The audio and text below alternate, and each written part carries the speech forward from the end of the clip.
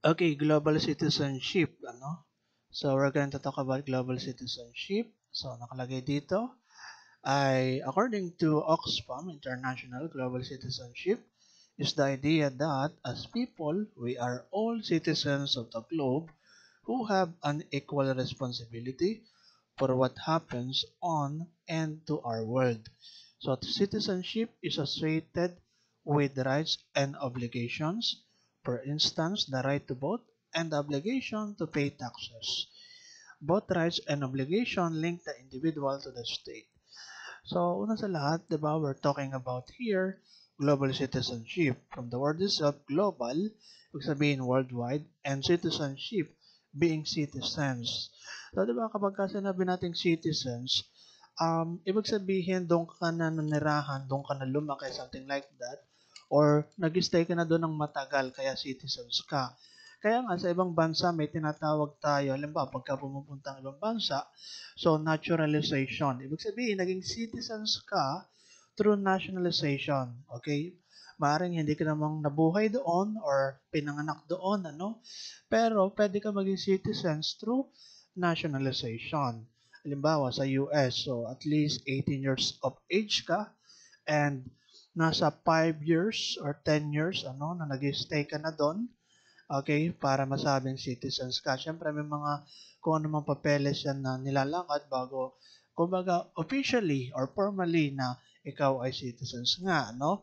So, it takes some years, 5 years, 10 years, hindi ko masyado exactly matandaan. Pero, something like that, ano? So, para masabi natin citizens through naturalization. Okay. Now, dito, we're talking about global citizenship. Wala namang technically na masasabi natin na talagang global citizens ka. Ibig sabihin, para bang may legal kang karapatan sa bawat bansa na halimbawa bumoto or what, 'di ba? Pagka citizens kasi nakapaloob na diyan yung mga pagboto, pagbabayad ng tax, ano. Kaya nakalagay dito sa second paragraph, citizenship is associated with rights and obligation. So, rights or karapatan mo and obligation or responsibilidad mo, okay, bilang mamamayan. Okay. So, for instance, the right to vote. So, bilang citizens, kailangan mo or may karapatan ka no na bumoto, no? Na ipahayag ang iyong parang pagpili ano sa kung sino sa tingin mo yung nararapat and the obligation to pay taxes. So kayo mga student, normally syempre, wala pa naman kayong binabayaran ng mga taxes talaga no, na direct. More on indirect. Kung meron man, siguro ibang bagay ano, or hindi man ganun kalaki. Okay. So my point is, di ba, kapag ka sinabi natin indirect taxes, alimbawa kayo student, sabi ko na to dati, okay, ulitin ko lang. Yung bang, alimbawa, hindi mo namamalaya, nagbabayad ka ng tax sa pamagitan ng pagbili sa mga grocery store. Halimbawa, pumunta kang Paymall, SM, or kung ano man na store na may resibo, dun sa baba may nakalagay na value-added tax. So in that way, nagbabayad ka ng taxes indirectly. Okay, ganun yon ano? Ganun ang turo sa amin dati, ano? Okay, so yung pala yon. So indirectly ka nagbabayad ng taxes through that. So now, both rights and obligation link the individual to the state. Okay. So, tandaan nyo yun ha. Both rights and obligation link the individual to the state. So, according to Cecilia Johanna Van Pesky, as cited in Barrel D, di ko lang kung ano to, siguro something like, syempre, mga sinulat like journal or books or kung ano man, ano? Okay? Define global citizenship as a moral and ethical disposition that can guide the understanding of individuals or groups of local and global context and remind them of the relative responsibility within various communities. Global citizens are the glue which bind local communities together in an increasingly globalized world. In Van Pesky words, global citizens might be a new type of people that can travel within these various boundaries and somehow still make sense of the world. Okay. So now that we kumbaga define okay, about the global citizenship, we now proceed to the salient features of global citizenship. So, ano nga kapag ka sinabing salient, parang most important or something like that, ano? Okay, most important features of global citizenship. So, nakalagay dito sa ating notes, okay, sa ating PowerPoint presentation, global citizenship may seem to have far broader meanings than the above given ones. Equally, it is still important to note its salient features for a better understanding of this concept. So, ito yung mga salient features of global citizenship. So, una, number one, global citizenship as a choice and a way of thinking. So sinasabi na ang global citizenship daw is a choice and a way of thinking. So kung babasahin natin dito, people come to consider themselves as global citizens through various formative life experiences and have different interpretation of what it means to them. For many, the practice of global citizenship is primarily exercised at home through engagement in global issues or with different cultures in a local setting. So, ganito yan. Dito sinasabi na global citizenship as a choice and a way of thinking.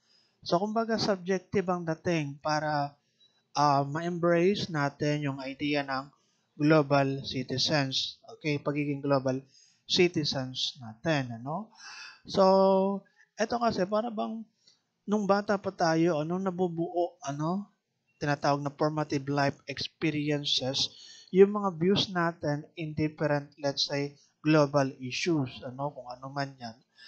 And, I mean, nagkakaroon tayo ng knowledge about sa mga global issues, So, something like that, So, formative life experiences and have different interpretation of what it means to them. For many, the practice of global citizenship is primarily exercised at home, engagement in global issues. Okay, halimbawa, ikaw bilang individual. Sa pamilya ninyo, may mga times na nagkakaroon kayo ng alitan sapagkat iba-iba yung views natin. Let's say, for example, in terms of politics. May mga ganun akong kakilala eh. Okay? So, halimbawa, yung student, iba yung view niya sa politics as compared sa kanyang mga magulang. So, doon sila nagtatalo sa mga ganong usap, So, yeah. Or with different cultures in a local settings. For others, global citizenship means first-hand experience with different countries, people, and cultures. Okay? The idea is a global citizenship as a choice and a way of thinking. A global citizenship as self-awareness and awareness of others. Self-awareness helps students identify with the universalities of human experience, thus increasing their identification with fellow human beings and their sense of responsibility toward them. Ang lagay dito, self-awareness and awareness of others. Global citizenship as self-awareness and awareness of others. So, kumbaga parang idea dapat, syempre, una sa lahat, aware ka, okay, sa mga action mo bilang citizens, And aware ka rin sa ibang mga tao. Parang ganun lang, Tinagalog ko lang. Now, the thing is, para bang alam mo, kung ano yung responsibility mo, Responsibilidad mo, okay, as a citizens, Okay, nakikita mo yung role mo and maging yung ibang tao, nakikita mo kung ano yung kanilang role or obligation. In that way, nagkakaroon ka ng awareness of others and self-awareness under ng global citizenship. Okay? So, ganun lang naman siya. I think, okay kung ating explain. So, now, sige, next. Number three, so global citizenship as they practice cultural empathy. Cultural empathy or intercultural competence is commonly articulated as a goal of global education. Intercultural competence occupies a central position in higher education's thinking about global citizenship and is seen as an important skill in the workplace. Cultural empathy daw. So, paano ba natin yan ma-explain kapag ka sinabing cultural empathy? From the word itself, I think pagka sinabing ganyan is, alam mo, syempre, alam ba, kung saan ka man naroon na mga environment, tapos yung kultura doon, okay, yung tradition doon, yung mga gawain doon, ano. So, kumbaga, ipuput mo yung sarili mo doon sa ganon. Ibig sabihin, if i-feel mo kung ano yung kultura, let's say for example sa inyo mga student. So, sa inyo, Block 1202, ano? Okay, or 1201, kung ano man, ano? So, mga ganon. So, the thing is, kailangan mong mag-adapt, okay? Okay, sa environment, sa culture ng school, halimbawa, something like that, kung galing kang ibang kultura, no, 'di ba? May mga ganun eh. Halimbawa, galing kang malayo or iba yung kultura sa pinagmulan mo. Ngayon, pumunta kang Batangas State University, iba rin yung kultura dito. Parang ganun, or way ng pag-aaral or something, Parang ganun. So, in that way, cultural empathy yung sinasabi natin. Pero mas malawak pa doon Hans, yung ibig sabihin dito kasi we're talking about global citizenship. Okay, global citizenship as they practice cultural empathy. Okay? So, ayun. 'Di ba pagka sinabing empathy, okay, actually yun yung isa sa most important na sabihin na nating trait ng isang individual. Kasi para bang nafi-feel mo yung kalagayan ng iba, no? Okay, and that way, since nafi-feel mo yung kalagayan ng iba kapag ka may kailangan or action ka, I mean, sa tingin mo kung may kailangan or what, yung ibang tao, halimbawa, di, parang yun, gagawa ka ng action. Parang ganun, empathy. Pagka sinabing ganun. Anyway, yan, number three, okay na tayo dyan? Huwag na natin masyadong pabain. Pero dito pala sa ating notes, basahin ko lang, dagdag lang na paliwanag with regards to cultural empathy. Ang nakalagay dito, cultural empathy helps people see questions from multiple perspectives and move depthly among cultures, sometimes navigating their own multiple cultural identities, sometimes moving out to experience unfamiliar cultures. Actually, ang parang illustration ko din dito sa cultural empathy, bagaman medyo mababaw, yung bang, halimbawa sa mga ibang usap, hindi ko alam kung pwede yun, like mga politika, mga gender, religion, sa na lang sa gender, halimbawa, di ba, laganap, medyo laganap ngayon yung mga LGBTQ, mga ganun, and yan. So, kumbaga, in that way, kahit, halimbawa, hindi ka naman, or hindi naman talaga, hindi LGBTQ, So, kumbaga, parang, paano ko ba masabi yan? Okay, medyo nag-ingat sa sinasabi. Hindi, kumbaga, hindi natin i-judge yun. Yun na lang, ganun. Okay, kung sino man or what, kahit sa usaping politika or religion, okay? So, pagpapakita ng cultural empathy, Parang ganun eh. Okay, ibig sabihin yan. Teka lang. Okay, so yun lang, number three. I think let's proceed to the next, number four. Global citizenship as the cultivation of principled decision making. Global citizenship entails an awareness of the interdependence of individuals and systems as well as a sense of responsibility that follows from it. Although the goal of undergraduate education should not be to impose a correct set of answers. Yun ang nakalagay dito ha. Yung module lang may sabi, hindi ako, na nakalagay dito na undergraduate, a goal of undergraduate education should not be to impose a correct set of answer. Hindi lang dapat daw ganun umikot yung undergraduate education na alam mo lang yung tama, alam mo lang yung mali doon sa mga pinag-aaralan nyo, mga ganon, di ba? Yun ang sabi dito ha. Nakapaloob dyan, critical thinking, cultural empathy, an ethical system, and choices are an essential foundation foundation to principled decision making. Okay?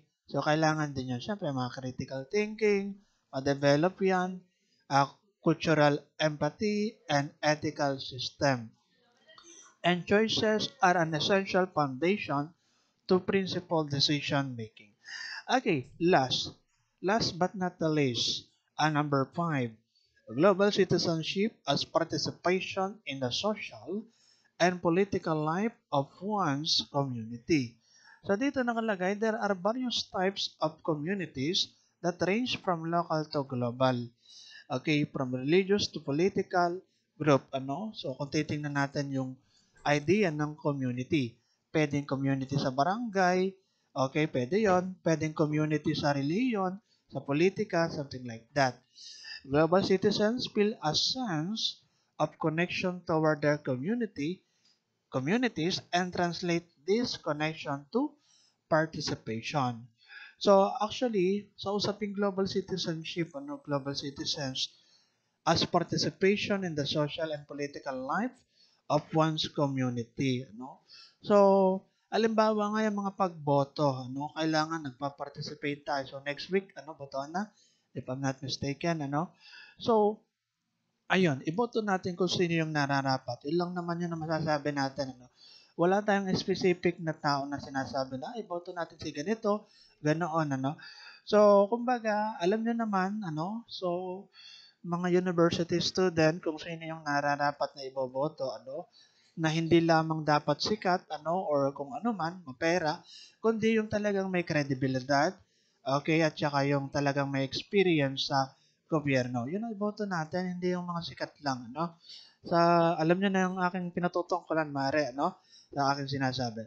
Now, the thing is, nakalagay dito, global citizenship as participation in the social and political life of one's community. Yun na nga, isa yon, yung mga pagboto. Okay?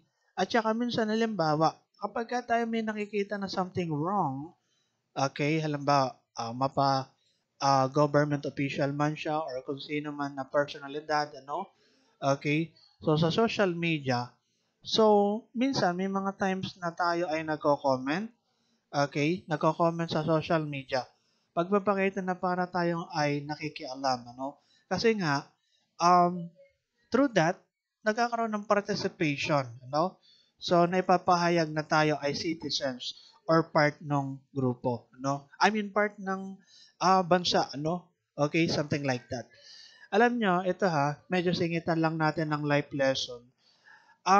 May mga times, halimbawa kaibigan mo, kapamilya mo, may mga times na, alam ba, pagka nakagawa ka ng something wrong, so pupunahin ka, So, ang pagpuna naman ay, syempre, una sa lahat, syempre, depende yan. Pero, my point is, maganda yung gano'n. Alam ba, kapag kami nakikita ang wrong or something na mali or errors, so, pagpapakita yun ng concern mo kapag ka pinupuna mo yung tao. Diba? Ganun yun.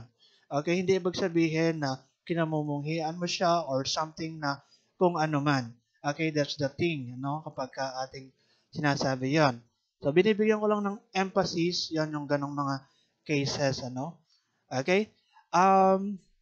Ayun lang. So, mahalaga yon, Mahalaga yon, kapag ka tayo may nakikitang mali or something wrong or errors or what sa ating kaibigan, sa ating kapamilya or what, okay, na sa tingin natin talaga ay yung ating sinasabi or sasabihin ay tama, then dapat confidently natin masabi yan, di ba? So, pagpapakita na tayo ay concerned. Okay, so yun lang yon, kumbaga kinonekta ko lang sa idea ng word na participation, okay? Participation in the social, doon papasok yon. Participation in the social and political life of one's community.